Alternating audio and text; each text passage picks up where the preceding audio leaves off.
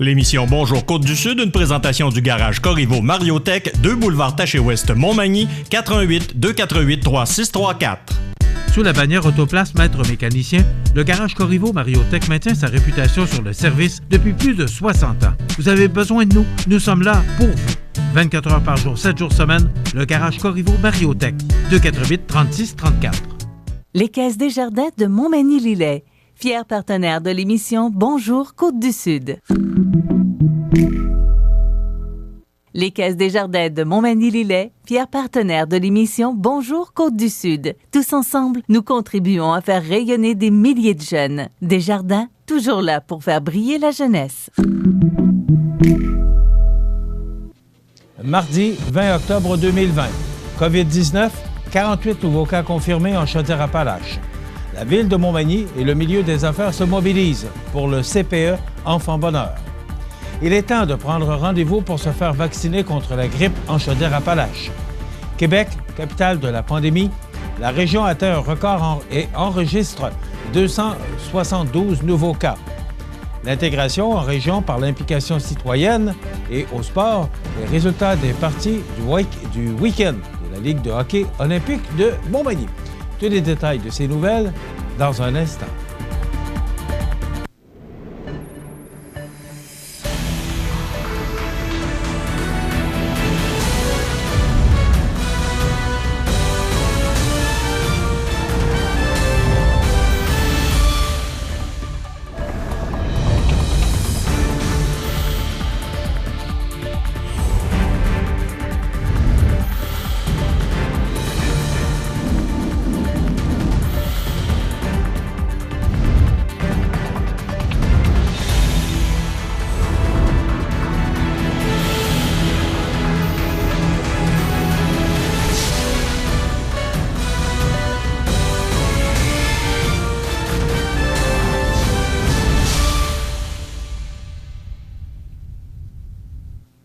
Bonjour, mesdames et messieurs.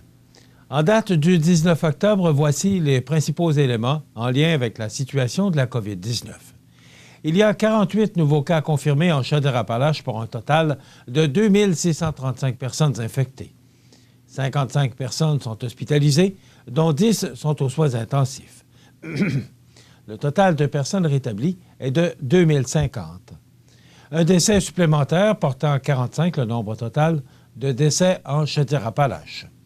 Pour la MRC de Lillet, on compte 37 cas au total pour 29 cas guéris, ce qui se traduit par 8 cas actifs au final.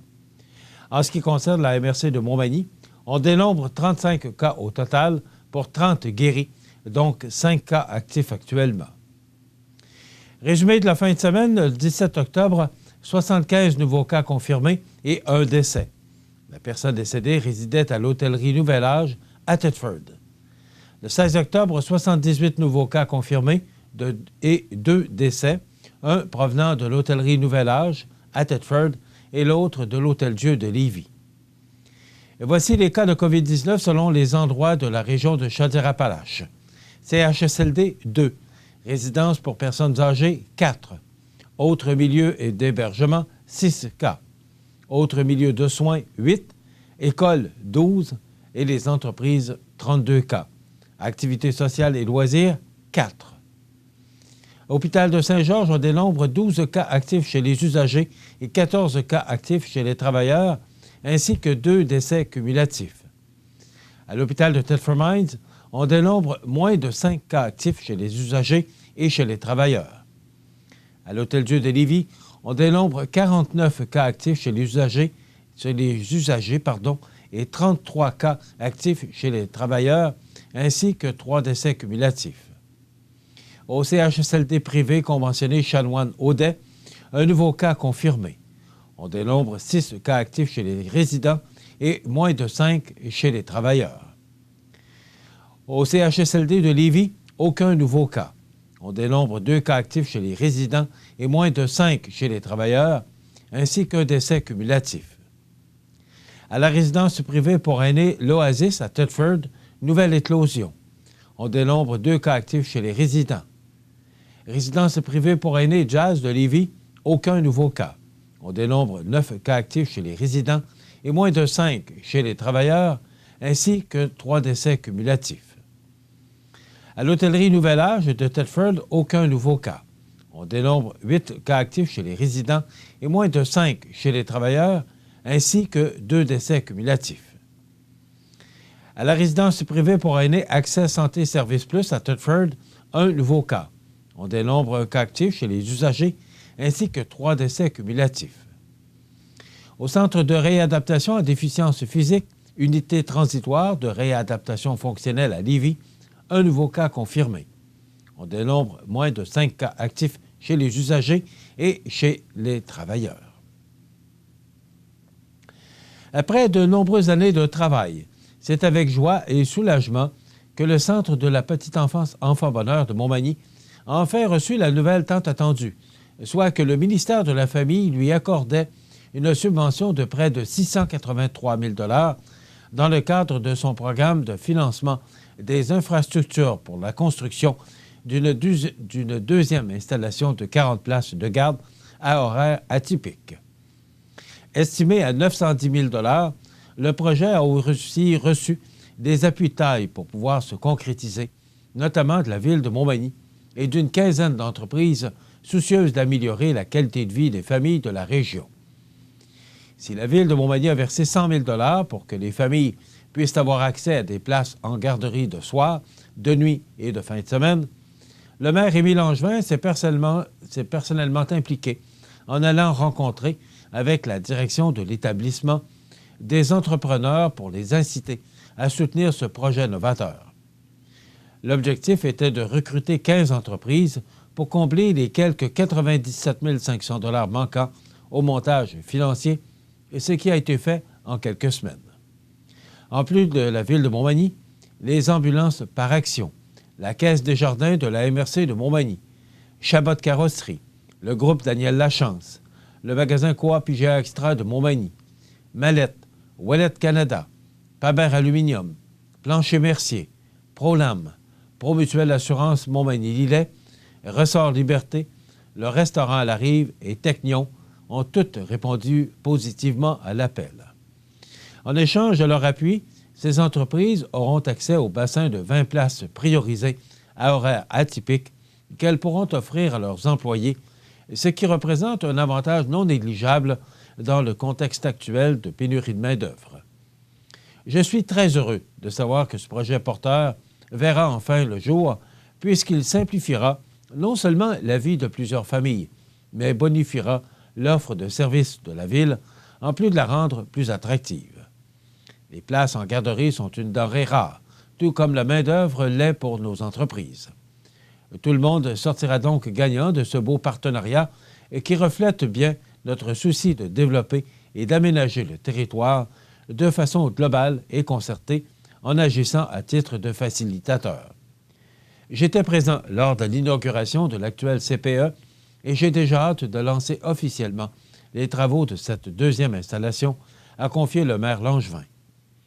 Pour la directrice du CPE Enfant Bonheur, Diane Caron, c'est un grand soulagement d'enfin savoir qu'elle pourra aller de l'avant avec ce projet qui est sur la table à dessin depuis 2013. Aujourd'hui, je suis fier de ne pas avoir baissé les bras et de m'être acharné, car je savais pertinemment que les besoins étaient là et qu'un jour ou l'autre, nos efforts porteraient fruit. À mes yeux, la construction de cette deuxième installation démontre bien que lorsqu'un milieu se mobilise et travaille dans la même direction, tout est possible. Outre nos précieux partenaires, je tiens à remercier très sincèrement les employés du CPE, le conseil d'administration et l'équipe de la ville de Montmagny pour leur grande collaboration dans ce beau projet. Leur appui a été essentiel et très apprécié. Il est à noter que le Centre intégré de santé et de services sociaux Chaudière-Appalaches et la MRC de Montmagny sont aussi partenaires de la future installation en ayant respectivement cédé le terrain par bail amphithéotique et versé 25 000 $ au projet. Et si l'échéancier est respecté, les travaux s'amorceront au printemps et les portes ouvriront à l'automne 2021. Une dizaine d'emplois devraient être créés. Rappelons que les parents qui souhaitent bénéficier de l'une de ces futures places de garde atypiques doivent s'inscrire au guichet unique de la place 05 en ligne au laplace05.com ou par téléphone. En cette période de pandémie, la vaccination s'organisera différemment cette année. Dès aujourd'hui, la population de Chaudière-Appalaches est invitée à prendre rendez-vous pour recevoir le vaccin contre la grippe. Et certaines pharmacies et cliniques de soins infirmiers, en consultant le 6.ca.com/vaccination grippe et cliniques de vaccination en visitant le monvaccin.ca ou en téléphonant au 1-855-480-8094. Les cliniques de vaccination contre la grippe débuteront dès le 2 novembre. Les personnes ayant droit de recevoir le vaccin gratuitement sont les personnes à risque élevé de complications en raison de leur âge ou de leur état de santé. Les personnes ayant un problème de santé chronique, par exemple le diabète, des troubles immunitaires, une maladie du cœur ou des poumons, l'asthme ou une maladie rénale, les personnes de 75 ans et plus, les femmes enceintes durant les 2e et 3e trimestres de grossesse, les proches résidant sous le même toit et les aidants naturels des personnes à risque et des bébés de moins de 6 mois et des travailleurs de la santé. Selon le Journal de Montréal, Québec arrive en tête des villes les plus touchées par la COVID-19, ce qui en fait la capitale de la pandémie, avec un triste record de 272 nouveaux cas déclarés lundi. On en parle dans un instant. Ça bouge à Saint-Cyril-de-Lessard. La municipalité prolonge la rue L'Or. Développement L'Or Plus, c'est 14 terrains à vendre au coût d'environ 9 000 $ ou 53 sous du pied carré. Prêt à construire, disponible et offrant tous les services. De bonne superficie, ces terrains sont situés au cœur du village. De plus, vous bénéficierez d'un crédit taxe sur 3 ans. À quelques minutes des grands axes routiers, c'est une occasion unique d'être propriétaire dans un coin de pays majestueux. Pour obtenir plus d'informations, 247-5186. L'activité physique réduit le stress. Donc, vous pouvez dormir mieux. Tout va tellement mieux quand on bouge. Vous regardez CEMA TV, le réseau d'information de la Côte-du-Sud.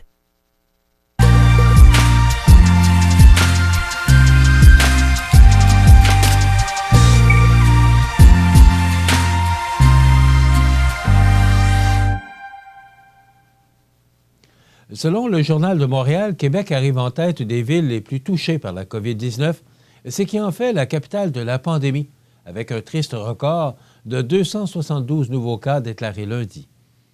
Inquiet de ce nouveau bilan, le directeur de santé publique pour la région de la capitale nationale, le Dr André Dontigny, admet que la situation n'est pas parfaitement en contrôle dans la région.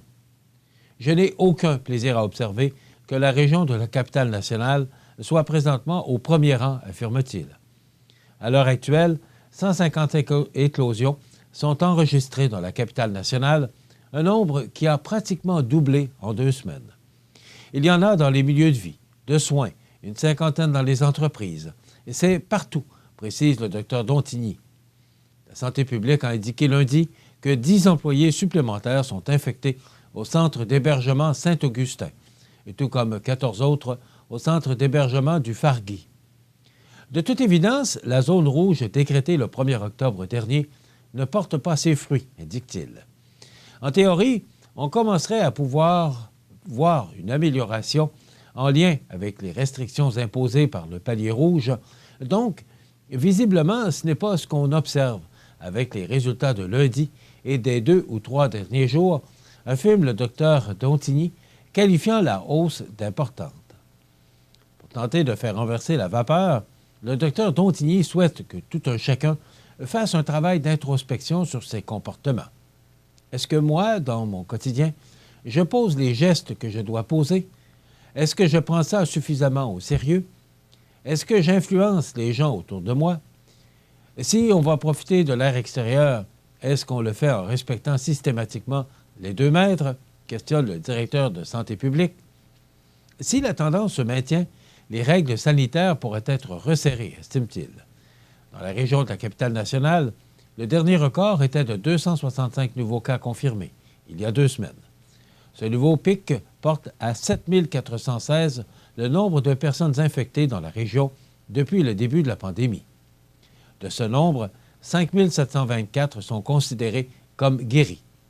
On compte actuellement 101 personnes hospitalisées, dont 15 cas aux soins intensifs.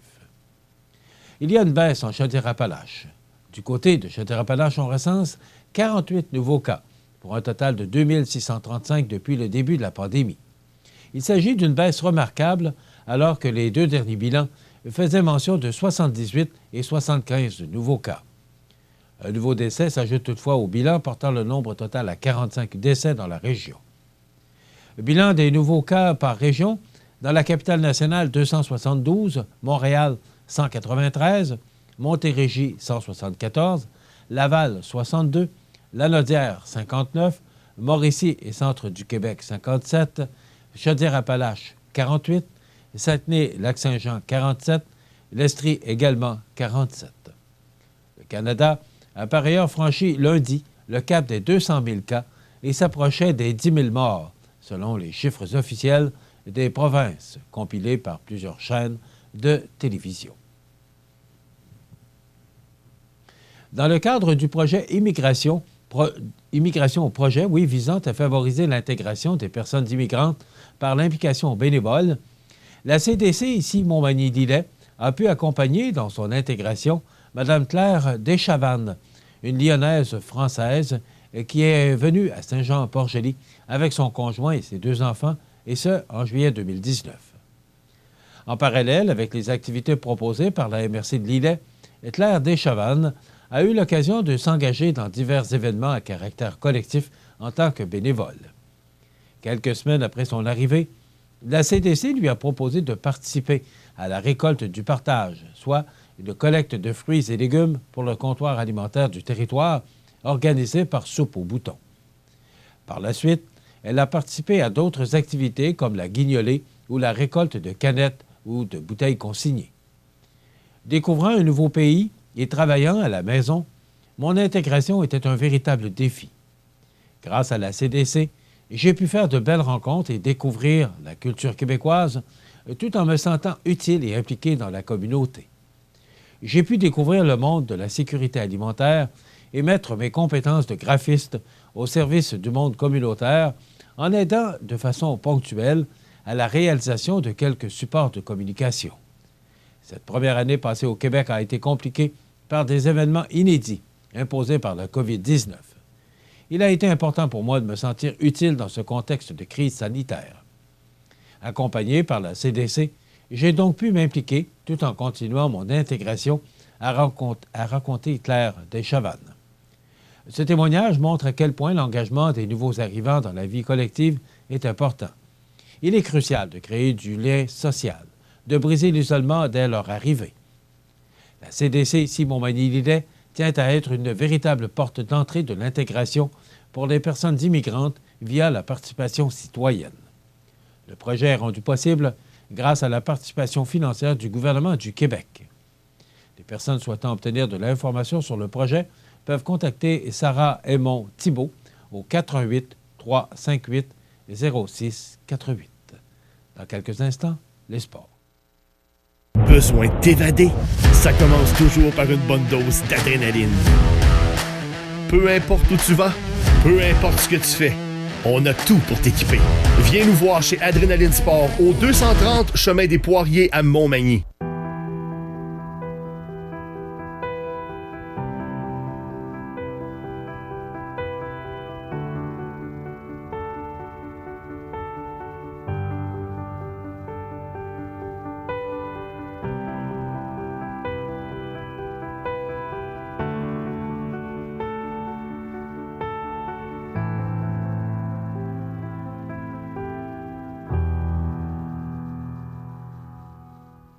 Vous regardez CEMA TV, le réseau d'information de la Côte-du-Sud.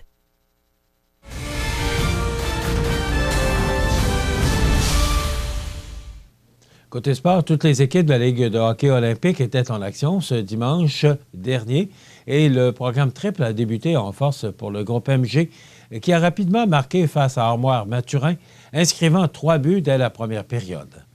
Par contre, la ténacité de ces derniers et l'absence du gardien habituel du groupe MG, remplacé par leur capitaine Frédéric Caron, pour le match a mené à une fin de partie déchirante pour Armoire Mathurin, qui a réussi à réduire considérablement l'écart au tableau. Excusez-moi.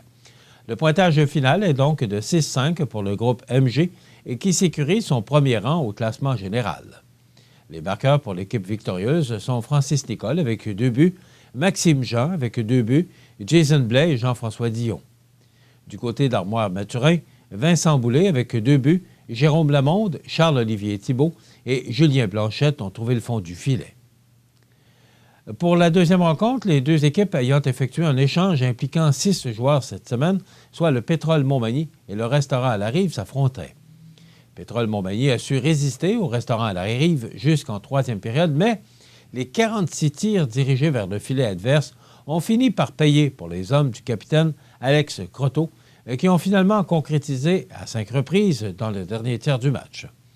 Au terme de la joute, le Restaurant à la Rive l'emporte 7-2. Soulignons qu'avec un tour du chapeau dans cette victoire, Thomas Gay, avec un tour du chapeau, s'installe au sommet des pointeurs avec 20 points, dont 13 buts en 5 parties. Il faut le faire.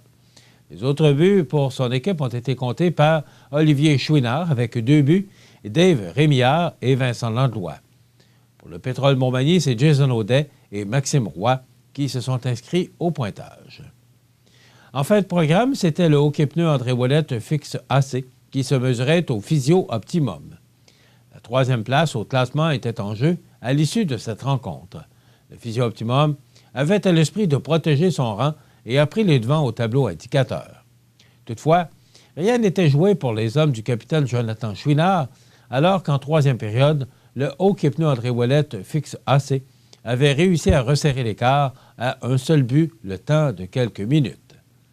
Physio Optimum s'est cependant empressé de marquer pour avoir le dernier mot et sceller sa victoire de 6-4.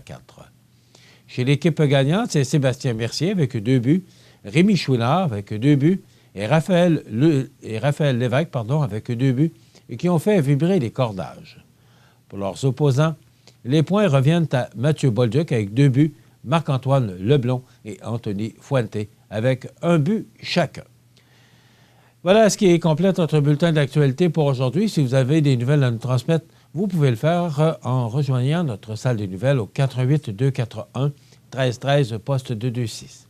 Ou encore, vous pouvez nous écrire à nouvelles@cmatv.ca. Vous pouvez également nous suivre comme plus de 13 690 personnes le font maintenant sur la page Facebook de cmatv.ca. Vous êtes à l'antenne du réseau de télévision CMA-TV, le média le plus regardé et le plus suivi, ce qui le confirme, média numéro 1 sur la Côte-du-Sud. Voilà, c'est tout pour l'instant. Dans quelques minutes, les prévisions de la météo et les heures de la marée.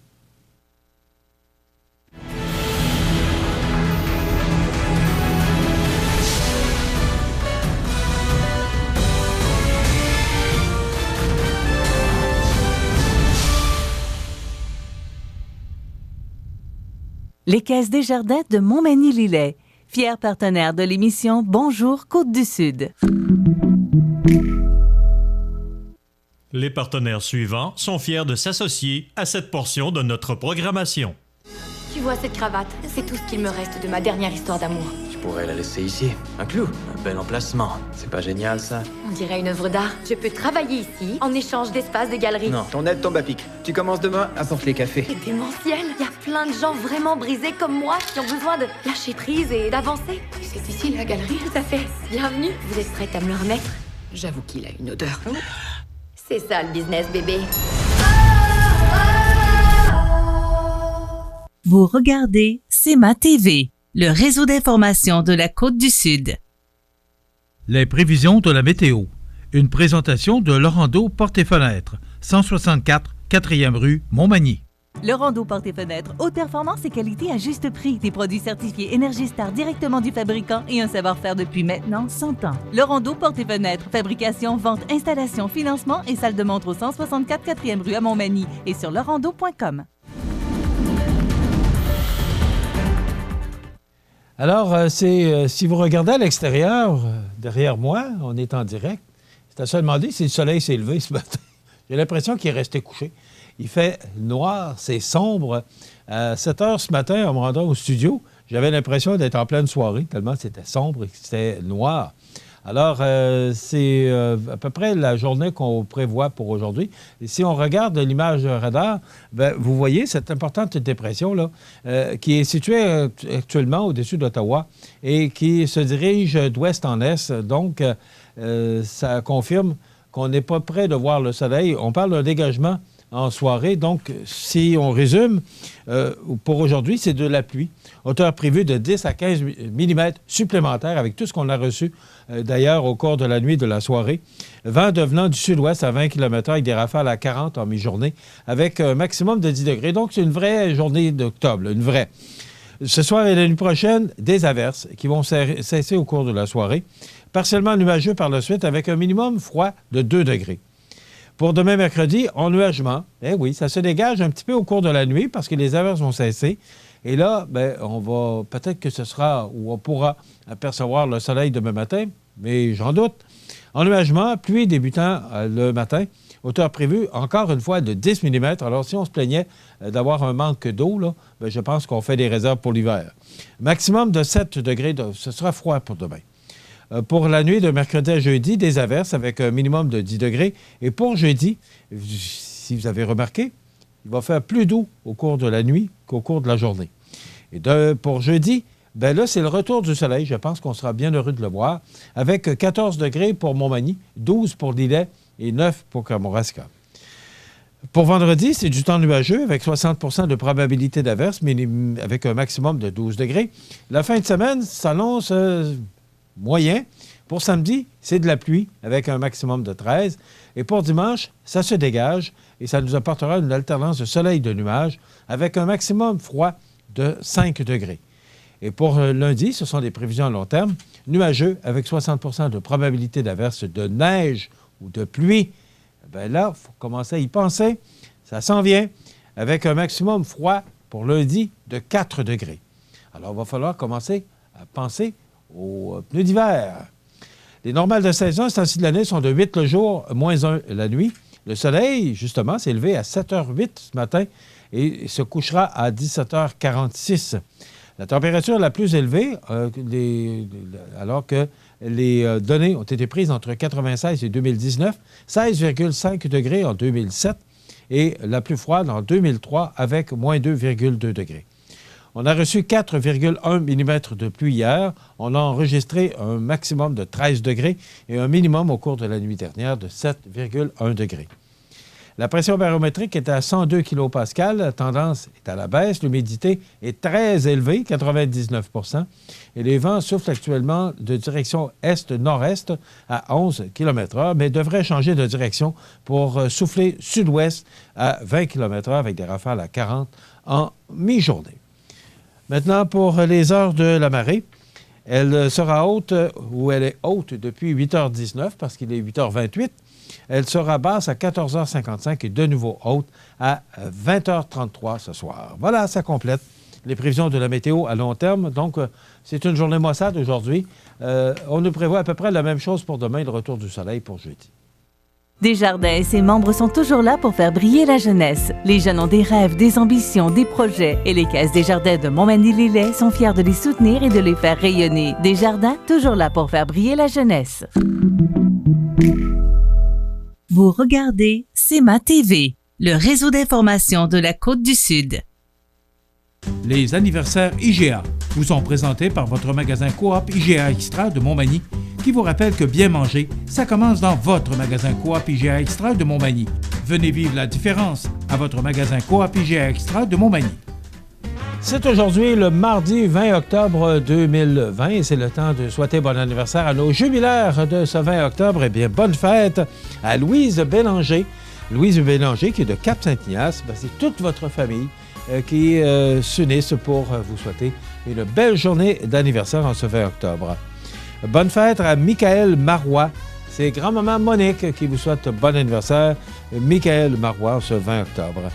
Et bon anniversaire aujourd'hui aux jumelles Bernatchez, Jeanne et Yvonne. Yvonne qui est propriétaire de la boutique chez Manon sur la rue Saint-Jean-Baptiste, qui a souligné son 50e anniversaire il n'y a pas si longtemps.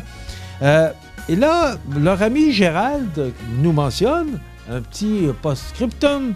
Elle serait près de changer de dizaine. Oh. Alors, c'est Gérald qui nous confie cette information. Alors, je vous souhaite bon anniversaire, Jeanne et Yvonne. Yvonne, que je connais très bien, que je connais depuis des années. C'est une belle réussite pour vous, Yvonne Bernacci. On est bien fiers de voir encore ce commerce après tant d'années. 50 ans, je pense que c'est 52 cette année. Il me semble que ça fait 2 ans que nous avons souligné le 50e anniversaire. Alors, bravo et bon anniversaire, Jeanne et Yvonne. Voilà. Patrick Sénécal, romancier québécois, il a 53 ans aujourd'hui. Marcus, le fils d'Isabelle Boulay, 12 ans. Julie Payette, gouverneure générale du Canada et ex-astronaute québécoise, qui fait parler beaucoup d'elle ces temps-ci, eh bien, elle a fait partie également de l'équipage de la navette Discovery en 1999. Elle a 57 ans aujourd'hui. Guy Chouinard, ex-entraîneur au hockey junior et ex-joueur de la Ligue nationale, il a joué de 1974 à 1984, il a 64 ans. Daniel Prévost, acteur français, entre autres cheval dans le Dîner de cons, il a 81 ans aujourd'hui. Les disparus de ce 20 octobre, Eric Cooper, 52 ans, arbitre américain dans les ligues majeures de baseball au cours des 21 dernières années. En 2018, Gaëtan Gervais, 74 ans, auteur, historien et professeur canadien franco-ontarien. En 2017, Justin Reed, 35 ans, ex-joueur de basketball américain. En 2016, Michael Massey, 64 ans, acteur américain surtout connu pour ses rôles de méchant à la télévision et au cinéma.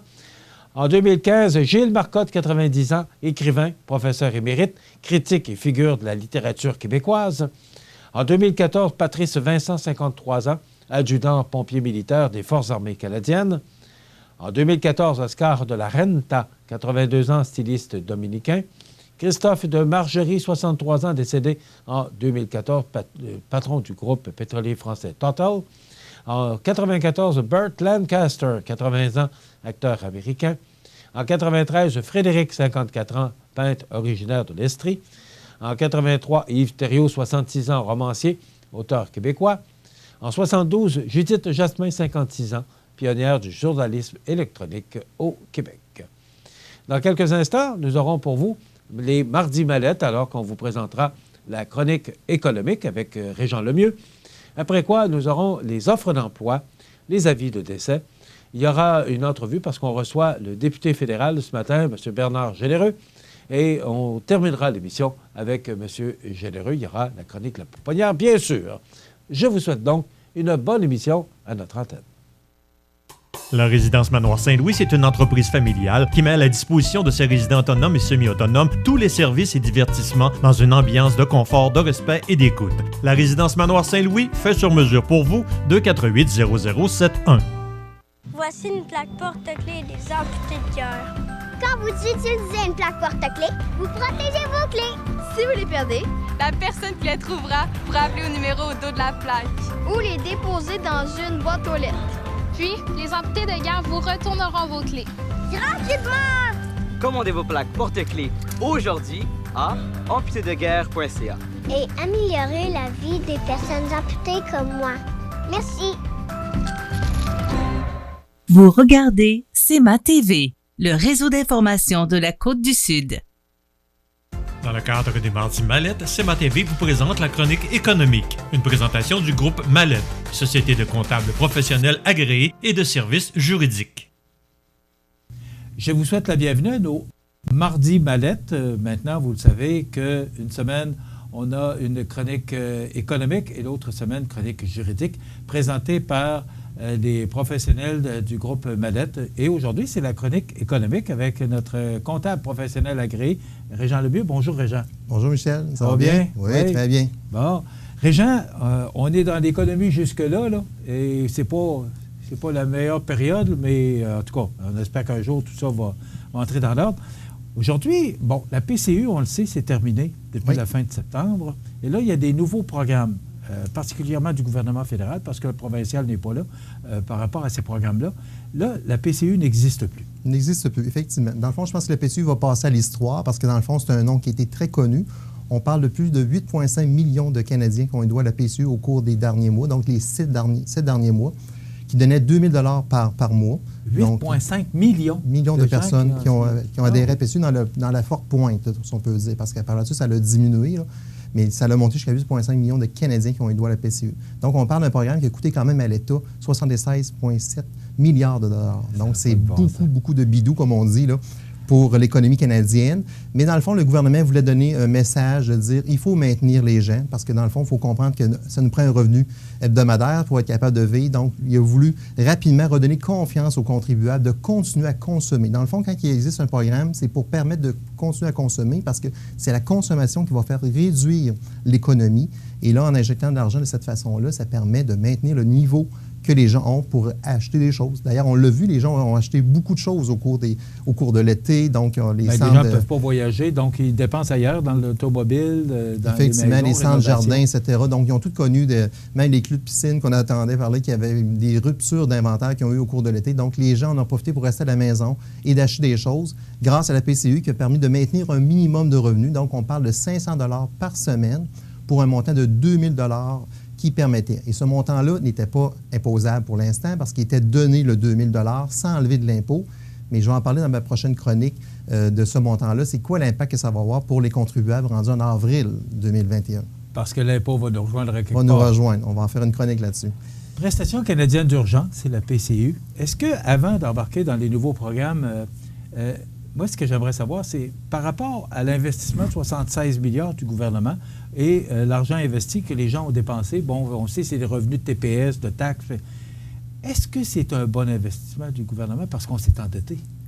On s'est endetté, effectivement. Le gouvernement pouvait le faire, s'endetter. Dans le fond, il faut comprendre qu'on est quand même dans les pays du G7 qui a quand même un niveau de produit intérieur brut intéressant. Donc, on a quand même un État qui n'est pas tant endetté que ça. Donc, même si c'est des milliards qu'on a, on avait quand même une bonne économie actuellement au Canada qui permettait d'avoir ces programmes-là. Là, maintenant, la suite des choses, est-ce qu'on va être capable de maintenir cette cadence-là avec les nouveaux programmes qui arrivent? That is the question. La grosse question du jour, effectivement, parce qu'on parle encore 21 milliards qui vont être rajoutés dans l'économie par les différents programmes que je vais parler. Mais j'aimerais ça mentionner pourquoi la PCU est arrivée. Dans le fond, la PCU est arrivée parce que vous comprenez que quand les gens arrêtent un emploi, ils tombent sur l'assurance emploi. On a un système qui est déjà prévu. Comme il y a eu beaucoup de mises à pied au printemps. Effectivement. Sauf que le système ne permettait pas d'absorber toute cette clientèle-là et de répondre rapidement pour être capable de donner les chèques rapidement. Donc, ils ont inventé un système à côté qui s'appelle la prestation canadienne d'urgence. Assez simple à remplir, ton nom, ton adresse, ton numéro d'assurance sociale. Assez simple à remplir que ça a créé quand même aussi des fraudes.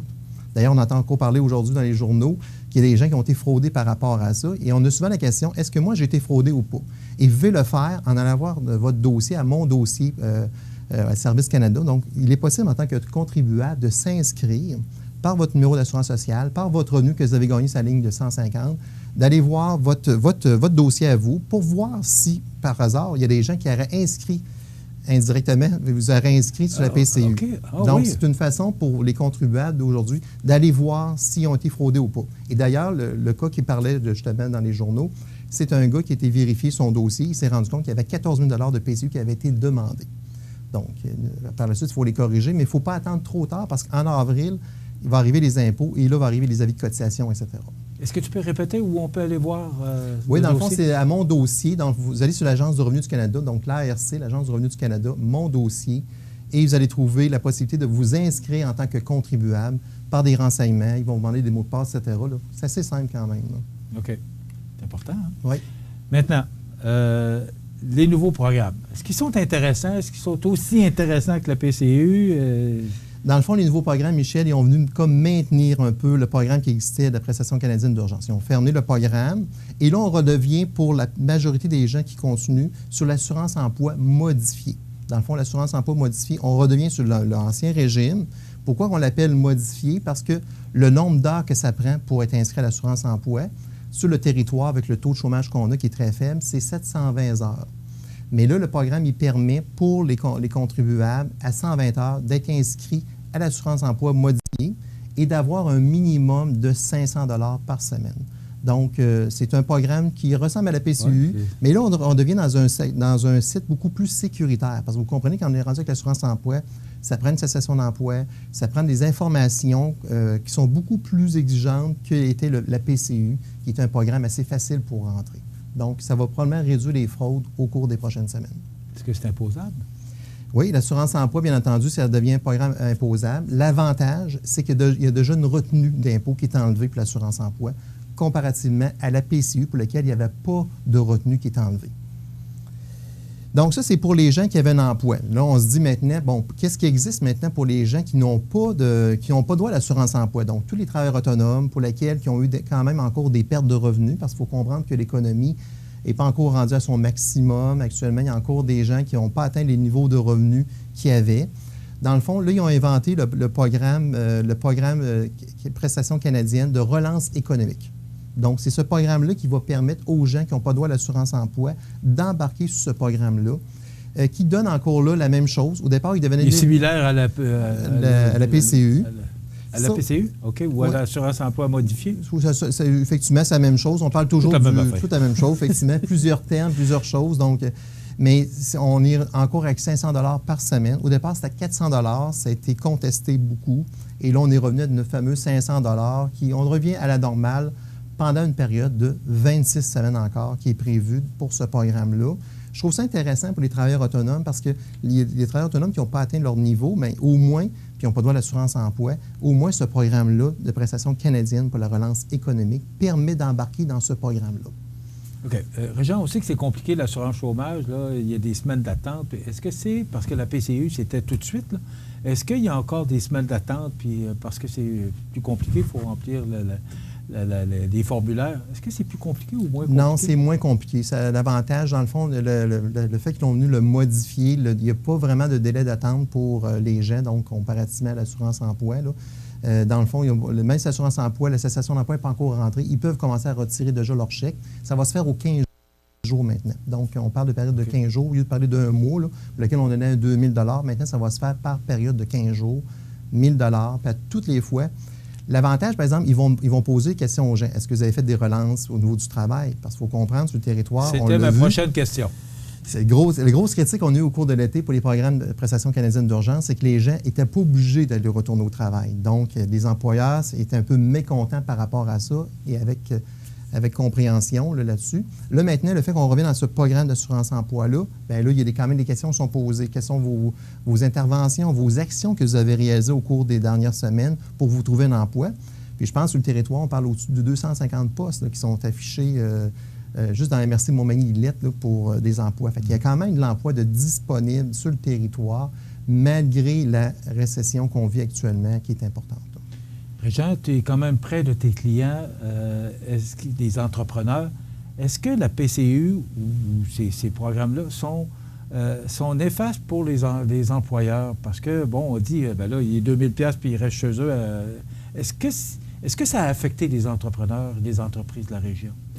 Bien, pour te répondre honnêtement, Michel, la réponse, c'est oui. Là, dans le fond, ça a affecté quand même les entrepreneurs. Les entrepreneurs sont devenus un peu découragés du programme, surtout l'ancien programme de la PCU qui avait... Les gens, dans le fond, pouvaient rester là-dessus en disant, bien, regarde, moi, là, j'ai décidé d'embarquer sa PCU. Le 500 $ me convient par semaine. Je reste à la maison. Puis, oui. Hein? Puis on a vu des gens, dans le fond, qui ont vu leur chiffre d'affaires baisser parce que, dans le fond, pas en mesure de fournir à la demande. On parle dans les entreprises commerciales, mais aussi des entreprises industrielles. Dans le fond, les industries sur le territoire qui ont été obligées de réduire leur production, étant donné que la main-d'œuvre n'était pas au rendez-vous pour être capable de répondre à ça. Donc, je comprends que c'est un système socialiste qui permet d'injecter, de s'assurer que tout le monde a un minimum de revenus. Sur le côté-là, c'est parfait, mais c'est à chacun d'avoir une conscience aussi personnelle par rapport à ça en disant, bien, regarde, il y a un emploi de disponible. En passant de 500 $ par semaine, c'est 12 $ et demi de l'heure. Donc, c'est comme un minimum qui est donné. Donc, il y a possibilité d'aller chercher plus que ça en tant que travail. Aujourd'hui, on voit les entreprises qui affichent 18 puis 20 $ de l'heure. Effectivement. Est-ce que les nouveaux programmes, Régent, apportent une correction à ce niveau-là? Oui, il apporte une correction parce que, dans le fond, comme je mentionnais, il y a plus des critères à l'entrée qui sont surveillés. Aux 15 jours, on fait une surveillance de ces employés-là pour être certain qu'il n'y aura pas possibilité des démarches qu'ils ont réalisées. Les employeurs ont quand même aussi un droit de regard à avoir par rapport en disant, mais nous, on a des emplois spécialisés, mettons, exemple comme couturière, j'ai un exemple peut-être un peu farfelu, là. Puis là, il s'aperçoit qu'il y a une couturière qui est présentement en assurance-emploi, donc c'est possible de dire, je vais faire le jumelage avec l'emploi qui existe dans le marché, là. OK. Est-ce qu'il y a d'autres programmes? Bien, les autres programmes, dans le fond, ils se ressemblent un peu. La prestation canadienne de maladie pour la relance, ça, c'est pour permettre, dans le fond, les gens qui sont soit atteints de COVID, mais surtout les gens qui ont peut-être une santé vulnérable. Ça, je trouve ça intéressant parce qu'on sait qu'on n'a pas toute la chance d'être en santé. Puis il y en a qui ont une santé vulnérable qui fait que s'ils ont la COVID, ça peut être dangereux pour eux. Fait que là, à ce moment-là, le programme permet à ces gens-là de se protéger dans ce programme de prestation canadienne de relance sur les maladies. Et l'autre élément qui existe, c'est pour les proches aidants. Dans le fond, si on parle d'un étudiant, à cause que, mettons, la garderie sera fermée, les écoles seraient fermées. On est chanceux. Ici, en région, on n'a pas encore connu ça, là, mais si, mettons, on apprendrait que l'école Beaubien ferme, mais à ce moment-là, il y a des parents qui devraient rester à la maison pour être capables de garder leurs enfants. À ce moment-là, ça permet d'embarquer dans ce programme-là temporaire durant le temps que la vague de pandémie passe dans un endroit bien précis. Fait que ça, je trouve que c'est des programmes intéressants qui viennent sécuriser les gens, parce que les gens sont quand même insécures par rapport à ça. On est chanceux en région, on n'a pas connu tellement de cas jusqu'à maintenant. On est dans une zone orange, mais on ne sait pas qu'est-ce qui peut arriver. Fait que là, les programmes viennent permettre de protéger ces gens-là. Et comme comptable professionnel, tu penses quoi de ces programmes-là? Bien, moi, comme comptable professionnel, je trouve que c'est sûr que ça fait beaucoup d'argent qui est mis dans l'économie. Le seul bout que je trouve un peu... Beaucoup ou trop? Mais c'est quand même beaucoup d'argent, parce qu'on parle, à la fin, on parle de 200 milliards au total qui va se mettre là, dans les différents programmes de subvention salariale d'urgence, etc. Donc, même c'est 300 quelques milliards quand on calcule tous les programmes jusqu'à maintenant, c'est beaucoup d'argent. Fait que là, il faut penser en tant que comptable, un jour, il va falloir remettre cet argent-là. On est sur la carte de crédit. On est sur la carte de crédit actuellement. On pèle par en avant les problèmes. C'est sûr qu'ils nous disent on est en période de pandémie, on ne pense pas comment on va le faire. On pense à répondre plutôt au marché, à s'assurer que les gens sont bien, etc. Personnellement, je trouve que c'est beaucoup d'argent qui sont mis dans l'économie. Est-ce que ça t'inquiète? Ça m'inquiète un peu pour surtout les jeunes. Surtout les jeunes, puis dans le fond, par rapport, parce qu'un jour ou l'autre, il faut revenir à l'équilibre. Hein. Un équilibre, un déficit, un jour, il faut revenir à l'équilibre un jour. Donc, il faut être positif, il faut être capable de revenir à l'équilibre. Donc, il va y avoir des mesures qui vont être annoncées par rapport à ça pour ramener l'équilibre. Mais on parle en 2023 qu'ils vont commencer à faire des interventions pour ramener les finances à l'ordre, c'est-à-dire d'être positif dans les finances.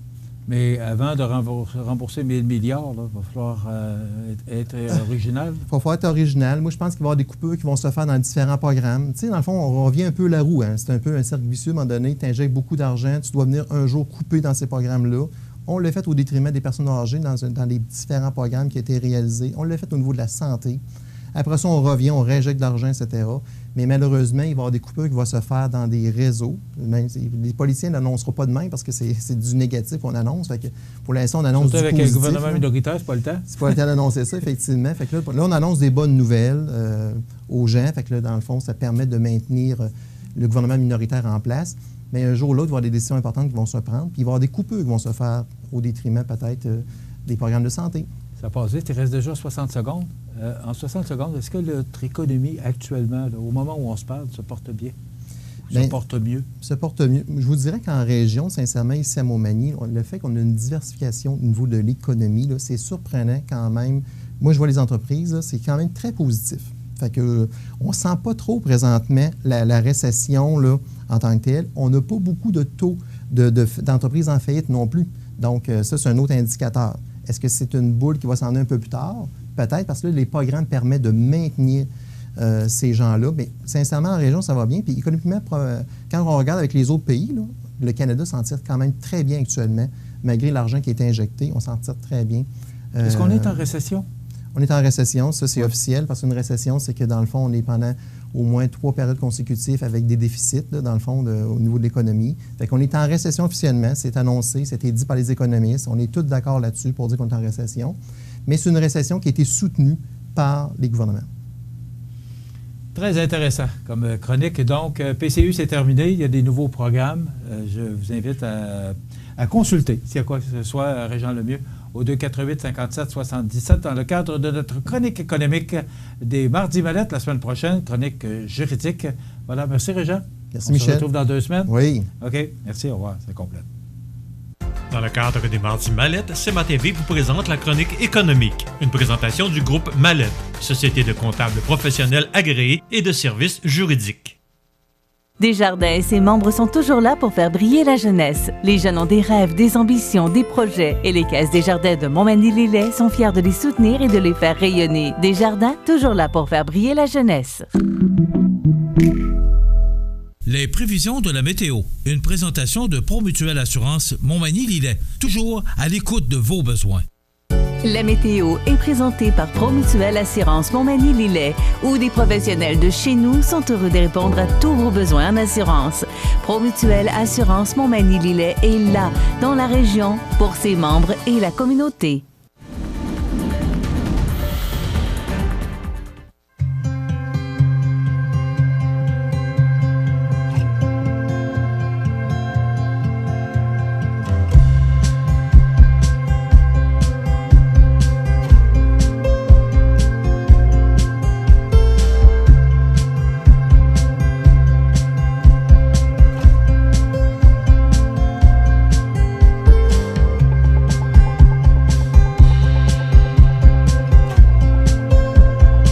Vous regardez CEMA TV, le réseau d'information de la Côte-du-Sud.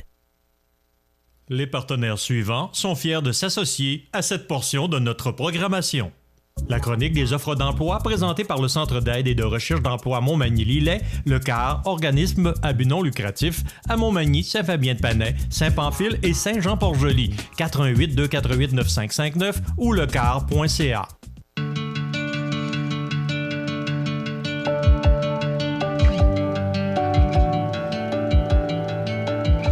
Alors, on mentionnait récemment que les emplois, là, il y avait 250 emplois disponibles dans la région, dans les entreprises de la région.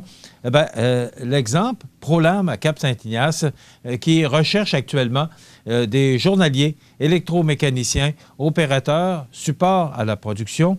Alors, on vous invite à vous joindre à une équipe dynamique. Donc, si ça vous intéresse, vous pouvez faire parvenir votre curriculum vitae à rh@prolamfloor.com. Donc, l'adresse est au bas de l'écran, là. rh@prolamfloor avec un s.com. Ou encore, vous pouvez téléphoner au 246-5101, 246-5101. Amisco, à Lillet, qui a plusieurs postes disponibles actuellement. Taux d'embauche à l'usine à partir de 18,28 $, quand même intéressant. Ça vous intéresse? rh@amisco.com. RH pour ressources humaines, rh@amisco.com. Ou vous pouvez téléphoner au 418-247-5025, 247-5025. Fonderie Poitras, qui embauche actuellement, est à la recherche d'électromécaniciens, étudiants, préposés à la finition, planificateurs à la production, superviseurs de production, techniciens en comptabilité. Vous pouvez commencer à travailler chez Fonderie Poitras avec des salaires qui pouvant aller jusqu'à 20,63 $ l'heure, quand même intéressant.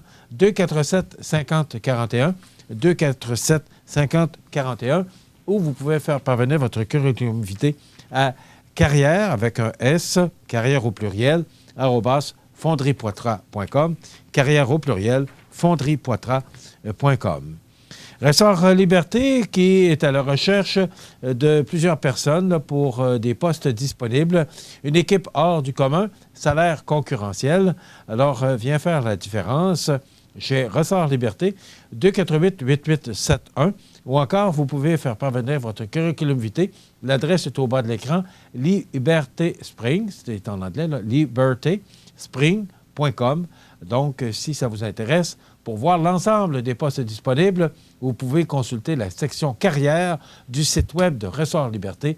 Une belle entreprise, c'est à Montmagny.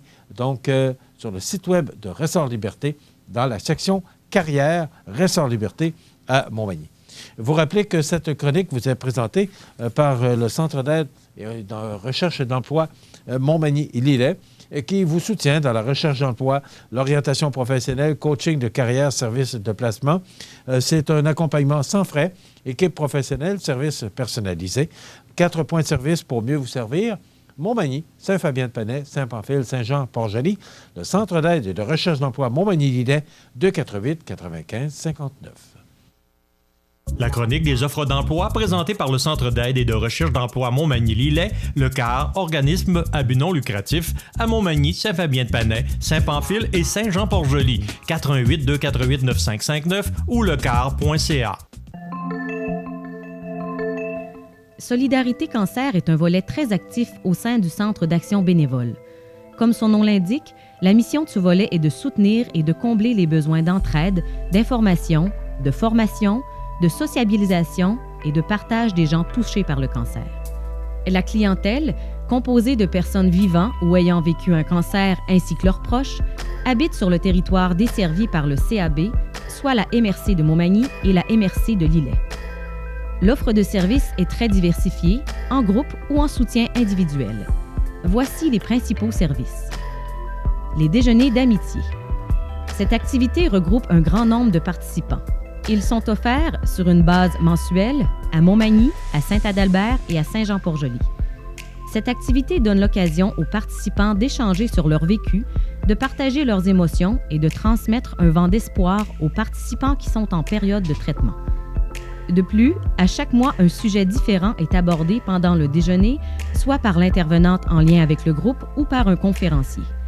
Des sujets aussi variés que la médication, le testament, le rire et l'activité physique sont présentés. L'éventail des sujets reflète les besoins et les intérêts des participants. Pour les gens en post-diagnostic et ou ceux en traitement, une intervenante va les rencontrer à leur domicile afin de s'assurer que leurs différents besoins en lien avec le cancer trouvent une réponse, que ce soit par le CAB ou en référant les gens au CLSC ou autres professionnels de la santé. De plus, l'intervenante leur présente les différentes sources d'aide financière et les aide à compléter les formulaires.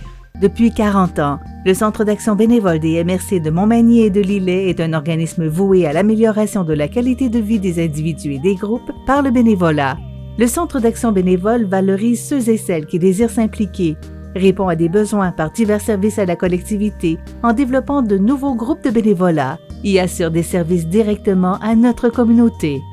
Le Centre d'action bénévole des MRC de Montmagny et de Lillet. À Montmagny, 248-72-42. Pour les dames ayant besoin de prothèses capillaires, l'organisme offre un service de prêt au coût de 20 $ pour une année. Un autre service fort pertinent pour les gens ayant des traitements ou des rendez-vous médicaux, ils peuvent bénéficier du service d'accompagnement médical. À cet effet, un bénévole va chercher la personne chez elle, l'amène à son rendez-vous et demeure avec elle jusqu'au retour à la maison. De plus, lors des traitements reçus à l'hôpital de Montmagny, chaque patient reçoit un sac avec une couverture de polar. Cette attention se veut un moment de douceur et de chaleur que nous leur offrons pendant cette période exigeante. À noter, les couvertures sont brodées par des dames qui ont déjà vécu le cancer. En terminant, d'autres activités et services sont offerts durant l'année, tels que l'activité physique avec rythme santé, activité anti-stress, méditation, activité sociale. Le tout dans le but de toujours mieux répondre aux besoins des personnes concernées par le cancer. Ça fait 5 ans à peu près que je suis dans Solidarité Cancer. On ne parle pas seulement de la maladie, on parle de toutes sortes de choses comme on a des conférences avec certaines notaires, pharmaciens. Je me suis fait des liens, même que j'en ai des copines qui sont maintenant parties d'un autre côté, que j'ai pas d'adresse. Okay. Mais quand même, c'était agréable de côtoyer avec eux autres puis de parler de ce qu'ils avaient vécu. Ça a été une belle amitié. La résidence funéraire Boulanger vous propose une gamme complète de services personnalisés afin de répondre à tous vos besoins en matière de funérailles. Nous vous fournissons des installations de services innovants qui répondent en évolution des familles d'aujourd'hui. Nous prenons soin de vous afin que vous puissiez vous concentrer sur ce qu'il y a de plus important, votre famille, vos amis et vous-même. Salon funéraire adapté pour votre plus grand confort, grand stationnement et facilité d'accès. La résidence funéraire Boulanger, pour bien faire dans la dignité. Veuillez prendre note qu'aujourd'hui, il n'y a pas d'avis de décès. Vous regardez CEMA TV, le réseau d'information de la Côte-du-Sud. L'entrevue du jour, une présentation du Resto L'Olivier, coin Saint-Jean-Baptiste et Sainte-Brigitte à Montmagny. La satisfaction de nos clients, une priorité. 248-3435.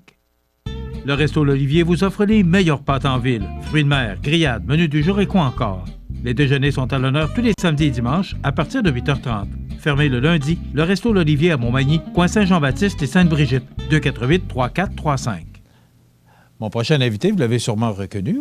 Il vient nous visiter une fois par mois. Et j'ai toute une série de questions pour à peu près 25 minutes. Là. Mais on va essayer d'aller assez rapidement, d'avoir des réponses moins longues. Pour...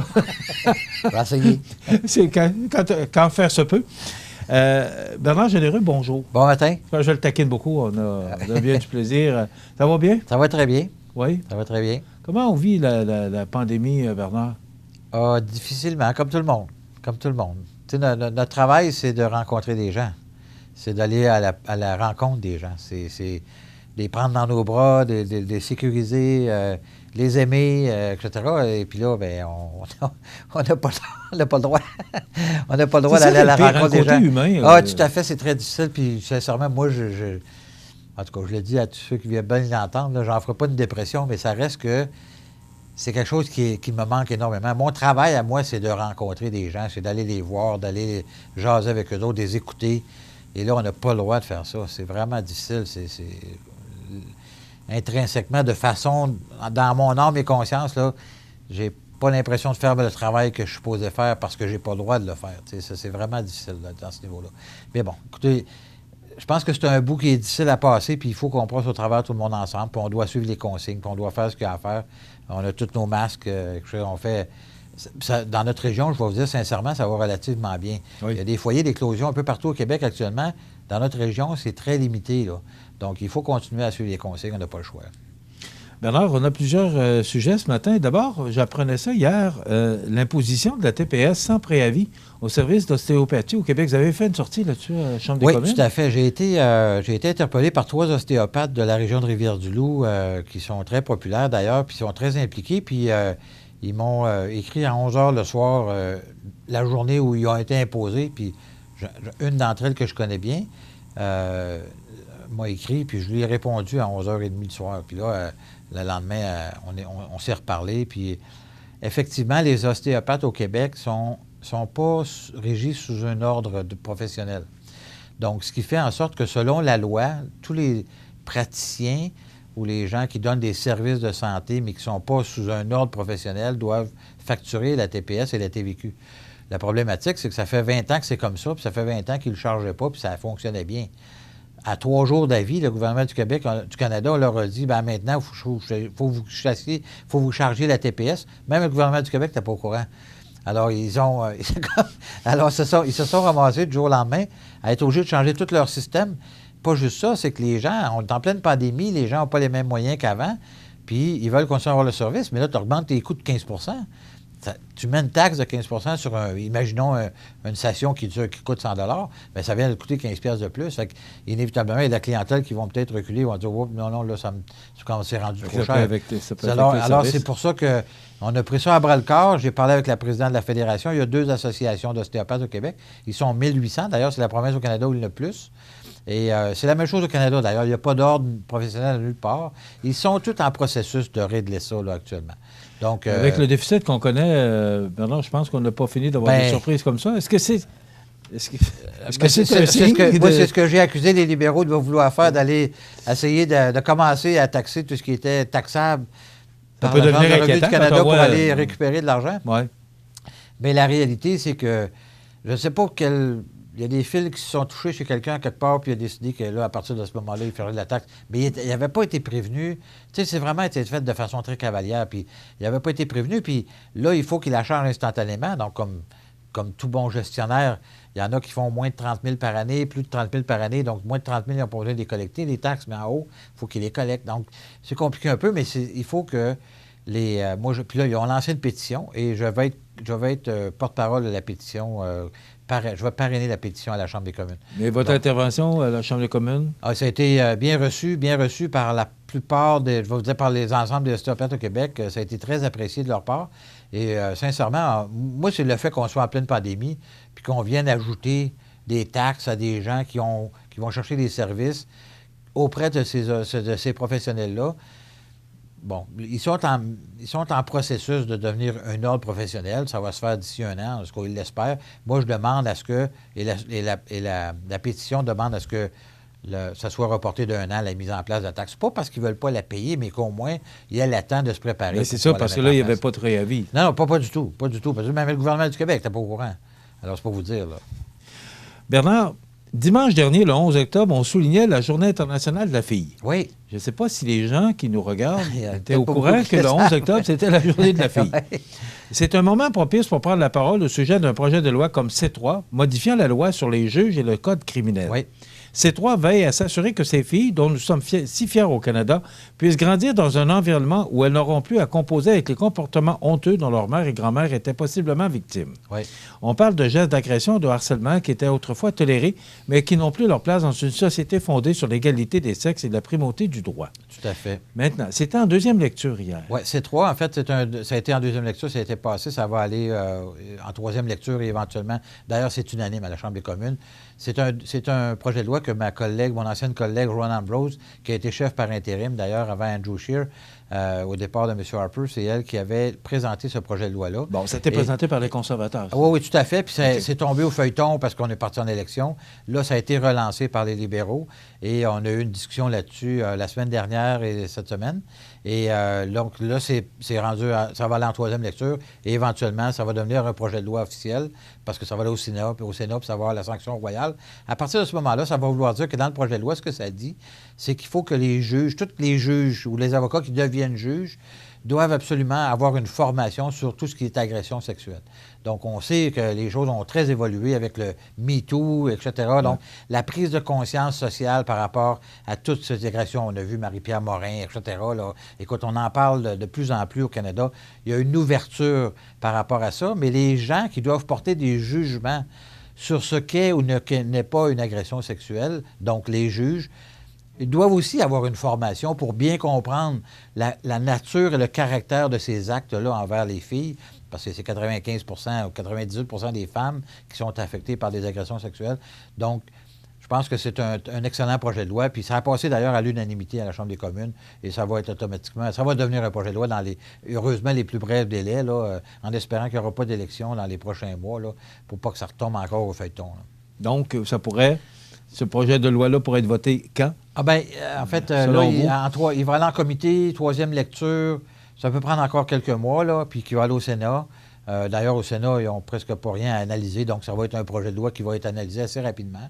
Donc, ça pourrait devenir... Il pourrait y avoir la sanction royale peut-être au printemps prochain, peut-être d'ici la fin début d'hiver. Mais le projet de loi consiste en quoi? Vraiment le projet de loi, en fait, pour la formation des juges? Oui, c'est ça. Le projet de loi, essentiellement, dit que les juges doivent obligatoirement prendre une formation sur ce qu'est des agressions sexuelles, le viol, etc.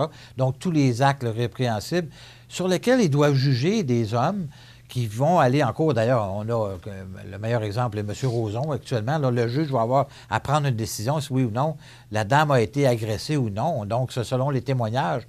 Mais encore faut-il savoir c'est quoi qui est considéré comme étant une agression. Donc, il va y avoir un cours, une formation qui va être créée pour donner la formation auprès des juges. C'est une excellente nouvelle, dans le fond, là, parce que, autant pour les femmes, parce qu'il y a des statistiques qui ont sorti qui disent que 95 des femmes qui vont en cours perdent leur cause. Parce que les juges, même qu'il y a des juges qui ont passé des commentaires en disant « tu avais juste à refermer les genoux », je veux dire, il y a vraiment il y a des commentaires très désobligeants qui ont été dits à des gens, à des femmes qui faisaient confiance au système de justice pour aller avoir justice sur ce qui leur était arrivé et se faisaient rabrouer par le juge en disant « tout ce que tu avais à faire, c'est rien qu'à fermer tes genoux ». Je pense qu'on a encore une... On est en 2020. Oui, c'est ça. Il y a du chemin à faire encore. Là, je veux dire, on n'est pas sorti du bois, mais au moins, dans ce genre de situation-là, les juges sauront un peu plus ce qu'est exactement une agression sexuelle. Fermeture des frontières. Oui. Hier, on annonçait que les frontières allaient demeurer fermées, du moins pour les voyages non essentiels, jusqu'au 21 novembre. Oui. Moi, je pense que c'est une bonne chose. Parce qu'on voit ce qui se passe aux États-Unis actuellement. Là. Absolument. On voit que le président est reparti pour la Loire. Oui, c'est ça. Mais au Québec, on n'a pas, on peut pas s'épivarder non plus. Là. Je pense qu'il faut être conscient de ce qui se passe au Québec actuellement. Il y a plusieurs régions qui sont en rouge encore, là, actuellement, où on parle, au moment où on se parle. Et même qu'il y a des nouvelles régions qui vont probablement tomber au rouge dans les prochains jours. Donc, on se doit d'être prudent, première des choses. Deuxième des choses, il y a possibilité d'aller aux États-Unis, mais il faut y aller en avion. On ne peut pas y aller de façon terrestre, mais en avion.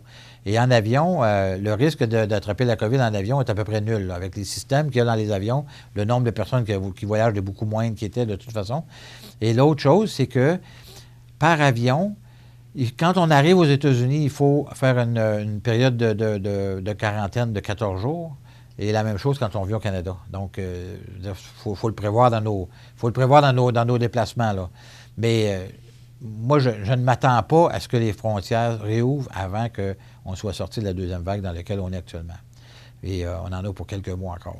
Oui. Est-ce que... Qui prend la décision? En fait, c'est le gouvernement avec les agences de sécurité et la Santé Canada. Là. D'ailleurs, Santé Canada, que nous, on déplore que dès le départ, il avait été avisé, puis il y avait même un comité qui existait avec d'autres pays dans lesquels le Canada était membre, et le gouvernement libéral avait décidé de tasser ce comité-là, mais pour avoir des informations sur ce qui s'en venait au niveau de la santé puis de la pandémie, etc. Donc, ils n'ont pas suivi l'avis des experts au départ. Donc, ça a fait en sorte que des gens ont continué à rentrer ici, qui venaient de la Chine, qui venaient de Wuhan, et qui venaient d'un peu partout dans le monde, qui étaient infectés. Donc, puis là, ça a pris du temps écoute, même la Ville de Montréal est obligée d'envoyer des gens à l'aéroport pour informer les gens qu'il fallait qu'ils restent en quarantaine. Le gouvernement libéral a failli à sa tâche là, de façon importante. Et au niveau des tests rapides, des tests pour être capable de détecter si oui ou non on a la COVID, partout dans le monde, ils ont des tests en dedans de 15 minutes, tu es capable de le savoir. Ici, ça prend 5 jours, des fois 10 jours, avant de savoir si tu as la COVID ou non.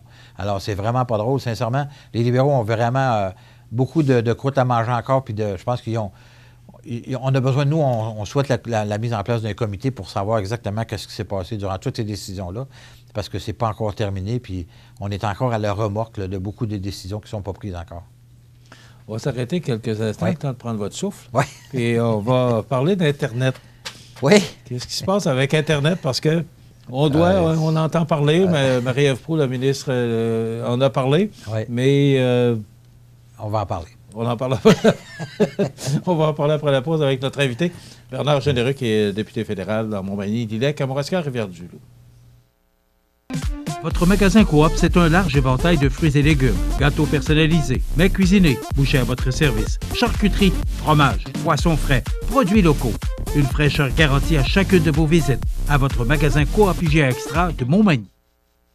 Le réseau de télévision CMA TV est fier de vous présenter La Pouponnière, en collaboration avec votre Jean Coutu de Montmagny, où l'on trouve de tout, même un ami. Santé, beauté, photo. Votre Jean Coutu de Montmagny, c'est tout ça et encore bien plus. Jean Thibault et toute son équipe du Jean Coutu de Montmagny sont fiers de s'associer à CMA TV dans la présentation de La Pouponnière et profitent de l'occasion pour féliciter les heureux parents. Alors, on a deux petits poupons à vous présenter ce matin. D'abord, Lauriane Pelletier, la maman Rebecca Dubé, elle est de Saint-Damas. Lauriane, qui est née le 15 octobre dernier. Donc, félicitations, Rebecca Dubé, pour la naissance de Lauriane Pelletier, le 15 octobre de Saint-Damas. Un autre petit poupon, vous présentez Isaac Aymon, les parents Marilyn Rémillard et Pierre-Luc Aymon. Ils sont de Berthier-sur-Mer. Isaac est né le 17 octobre dernier. Donc, félicitations aux heureux parents Marilyn Rémillard, Pierre-Luc Aymon, pour la naissance de bébé Isaac de 17 octobre dernier. Ils sont de Berthier-sur-Mer.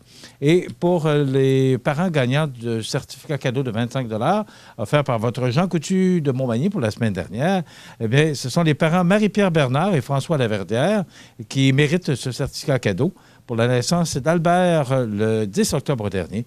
Ils sont de Berthier-sur-Mer. Voilà, ça complète notre chronique La Pouponnière. Et merci à tous les employés de La Pouponnière de l'hôpital de Montmagny pour leur précieuse collaboration à la présentation de cette chronique tous les mardis et jeudis. Vous regardez CMA TV, le réseau d'information de la Côte-du-Sud. L'entrevue du jour, une présentation du Resto L'Olivier, coin Saint-Jean-Baptiste et Sainte-Brigitte à Montmagny. La satisfaction de nos clients, une priorité. 248-3435. Alors, on revient avec notre invité, le député fédéral de Montmagny-Lillet, Kamouraska, Rivière-du-Loup, Bernard Généreux. Bernard, Internet. Oui. On a vu récemment à l'Assemblée nationale, Mme Proulx et le premier ministre qui est venu à sa rescousse là, pour parler justement de ce problème, parce qu'on avait dit 2022. Et on parle encore de 2022. Puis est-ce que 2022, parce qu'il y a, vous parlez vous aussi, là, oui. Marie-Ève et vous, on en est où? Est-ce qu'on va y arriver? Parce qu'il y a encore beaucoup de régions. Et en 2020, c'est presque pas normal que les gens ne soient pas connectés, surtout là, avec le télétravail et tout ça. On en est où avec ce dossier-là, Bernard? Écoute, au Canada, 98 je pense que 80, la statistique réelle, c'est 96 de la population est branchée avec Internet haute vitesse. Le 4 qui reste représente 70 du territoire canadien. Donc, la réalité... Le 4 qui reste? Le 4 qui reste représente 70 du territoire canadien. Il faut comprendre que tout le Grand Nord, bien sûr, est un grand, grand territoire, mais qu'il y a des poches, il y a des endroits où c'est mal connecté, comme par exemple dans le 6e rang de Sainte-Lucie-de-Beauregard. J'ai fait une intervention la semaine dernière en Chambre des communes pour parler d'une dame qui nous avait interpellés pour nous dire, écoute, si les écoles ferment, mes 3 enfants ne pourront plus aller à l'école parce que je ne suis pas capable d'avoir une ligne Internet assez puissante pour être capable de les faire étudier tous les 3 en même temps. C'est encore plus Donc, c'est des cas très réels, puis c'est à côté de chez nous, là. À 50 km de Montréal, à Saint-André, j'oublie le nom exact de la municipalité, c'est 50 km de Montréal, ils n'ont pas Internet, là. Donc, il y en a des... C'est pas juste en région, là, c'est près de Montréal, ça arrive aussi sur la Rive-Sud. Mon fils demeure à Saint-Hélesphore, qui est sur la ligne avec l'Ontario. Il y a une pourriture d'Internet, c'est vraiment très mauvais. Et ça coûte les yeux de la tête. La réalité, c'est que de brancher le reste de la population québécoise qui reste, c'est des grands réseaux, c'est des grands territoires pour très peu de population. Alors, ça prend de l'aide gouvernementale pour le faire. Le gouvernement québécois s'est investi et a continué à s'investir. Le gouvernement canadien s'est investi.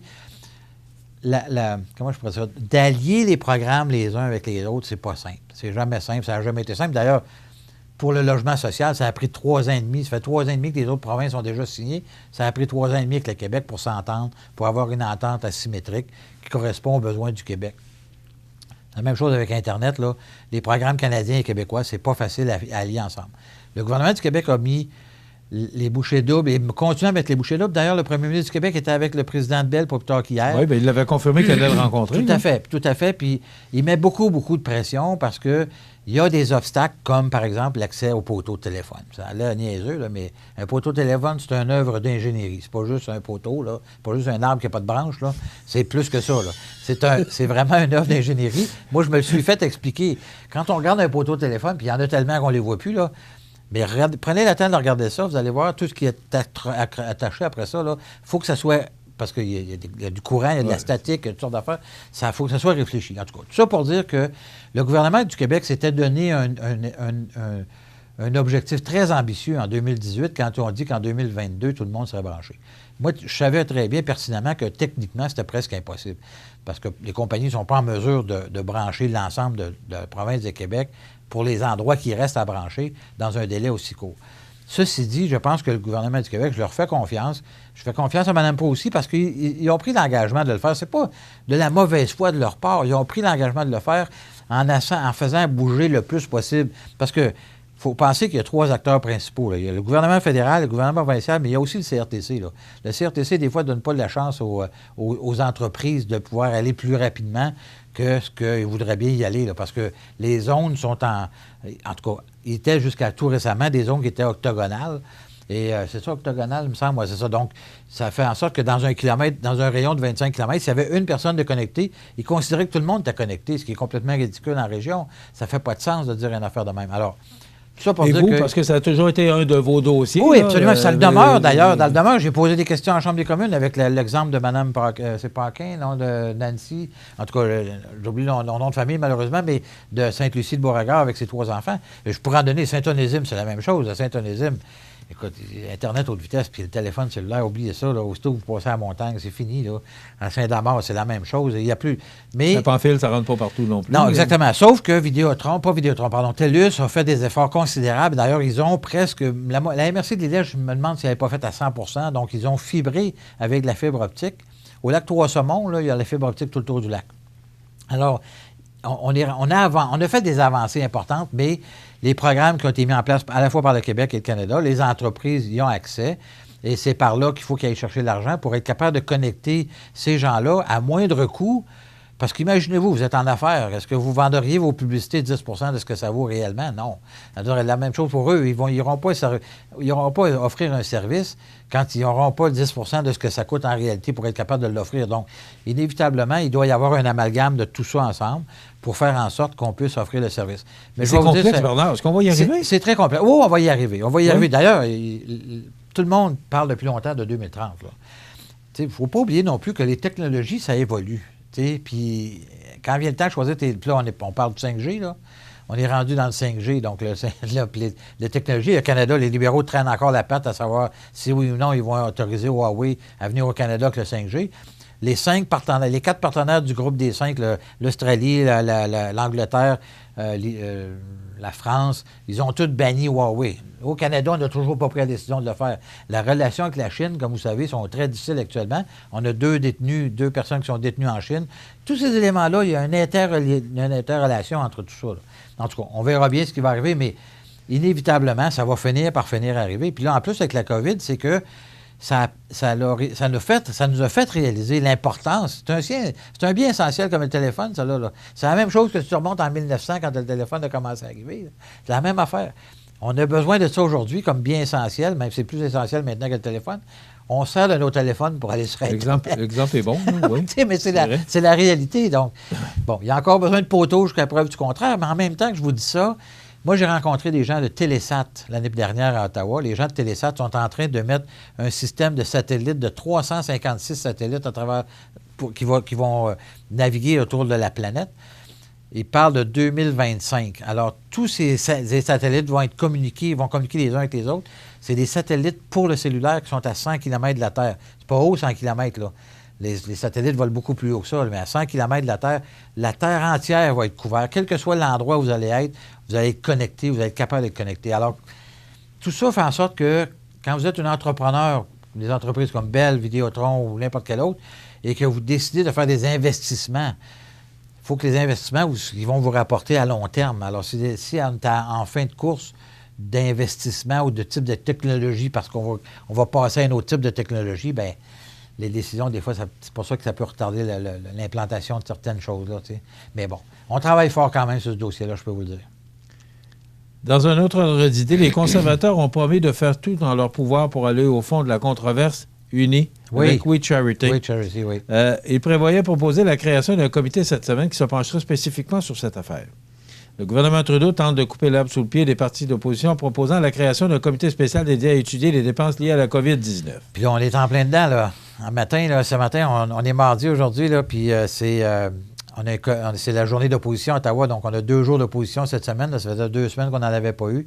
Et on va avoir à voter cet après-midi, après la journée qu'on va avoir passé sur la délibération sur ce comité contre la corruption qu'on veut mettre en place.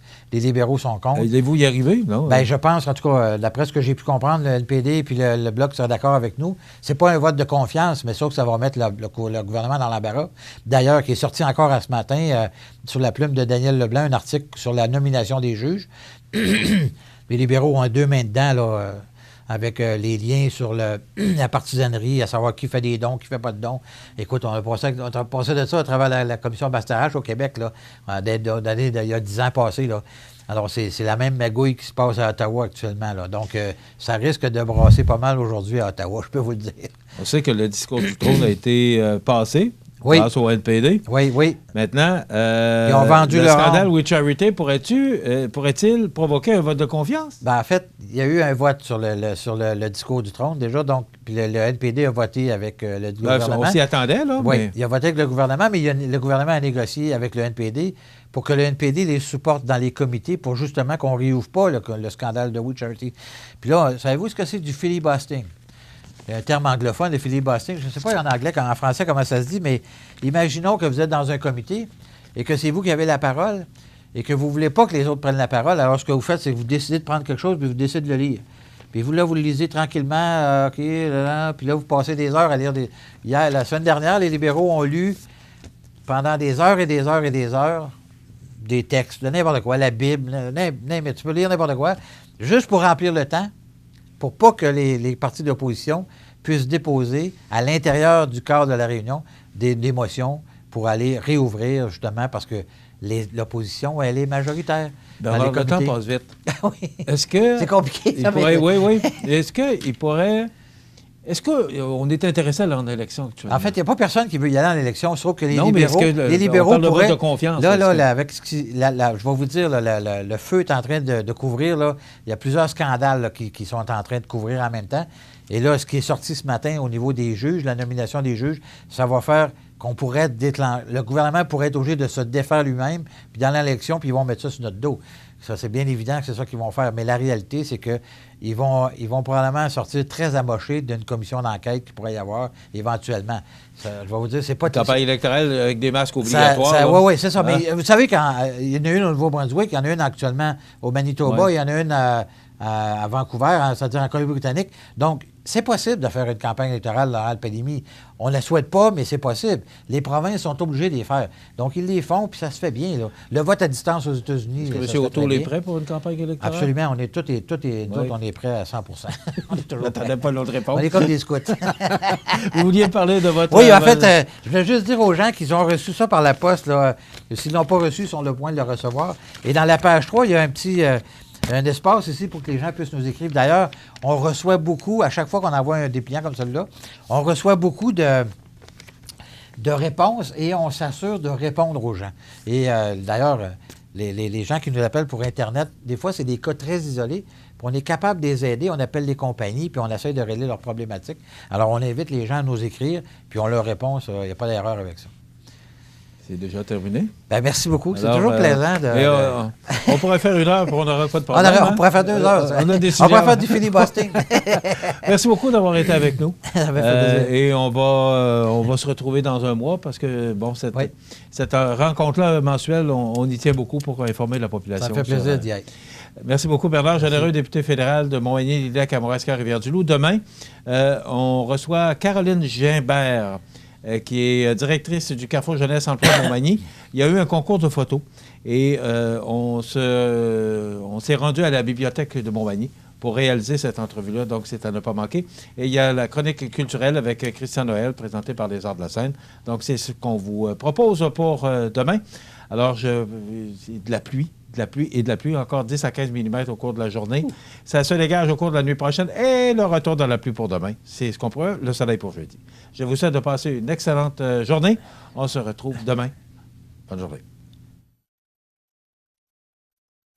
C'est tout ce qu'il me reste de ma dernière histoire d'amour. Tu pourrais la laisser ici. Un clou, un bel emplacement. C'est pas génial, ça? On dirait une œuvre d'art. Je peux travailler ici, en échange d'espace de galerie. Non, ton aide tombe à pic. Tu commences demain, apporte les cafés. C'est démentiel. Il y a plein de gens vraiment brisés comme moi qui ont besoin de lâcher prise et d'avancer. C'est ici, la galerie? Tout à fait. Bienvenue. Vous êtes prête à me le remettre?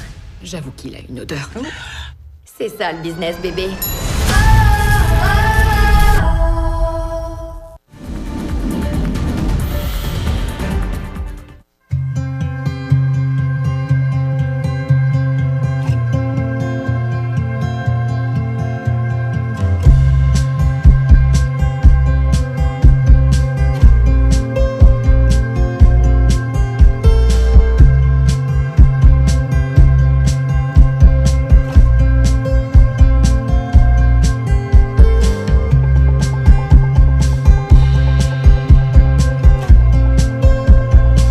Vous regardez CEMA TV, le réseau d'information de la Côte-du-Sud.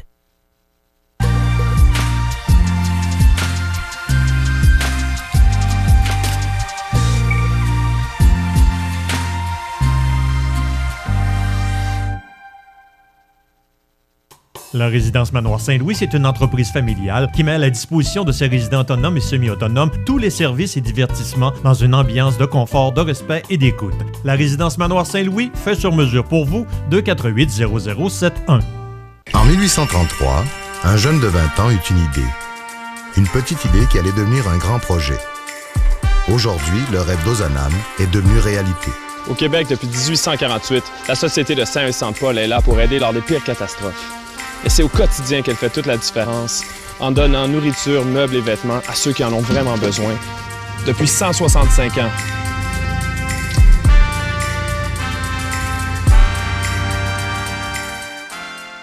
Vous regardez CEMA TV, le réseau d'information de la Côte-du-Sud. L'émission Bonjour Côte-du-Sud, une présentation du garage Corriveau Mariotech, 2 boulevard Taché-Ouest Montmagny, 418-248-3634.